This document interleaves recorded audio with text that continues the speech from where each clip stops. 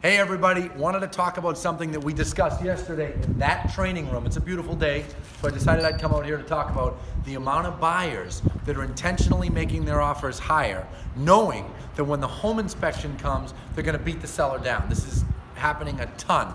Three of our best realtors yesterday, Sasha Anastaso, Deanna Foucher, Michelle Wesson, they all talked about yesterday how this is happening. So Anthony Lamacchia here on this awesome Crush It in Real Estate page and owner of Lamacchia Realty. How do you solve this if you're a listing agent? How do you avoid this? Even as a buyer's agent, although I will admit, and this was discussed yesterday, there are some buyer agents who are telling buyers to do this.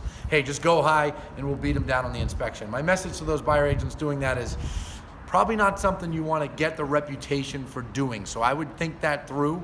I would be careful with that. I would set the right expectations with the buyer and make sure that the buyer understands that, hey, there's several offers on this home. So even if you do pay $5,000 more than the next person, so what, right?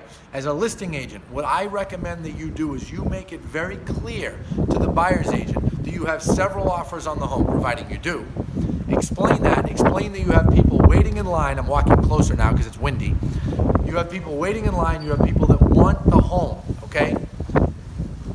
That way, that message gets to the buyer and they feel some pressure that, hey, they better not pull any funny games. It's one thing if they do the inspection and something is found that no one knew about. That's different. But the tactic of a bait and switch, offering a lot and then try to beat them down later, not a great thing for buyer agents to be doing. I recommend that buyer agents be very careful with that and preferably not do it.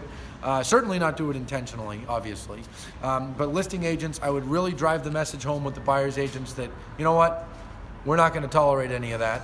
And sometimes listing agents, if you suspect that a buyer agent or a buyer is doing this, it may make sense to take the lower offer and just explain to the seller what may be going on there.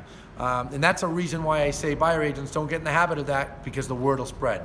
So anyway, just wanted to talk about that. It's a complete function of the type of market that we're in. Very low inventory, very competitive, frustrated buyers who are trying like hell to land a home, and they get a little desperate and start doing things that maybe maybe they wouldn't typically do. So that's all. Wanted to mention it. Hopefully that's a helpful tip for all of you, and have a great day, everyone.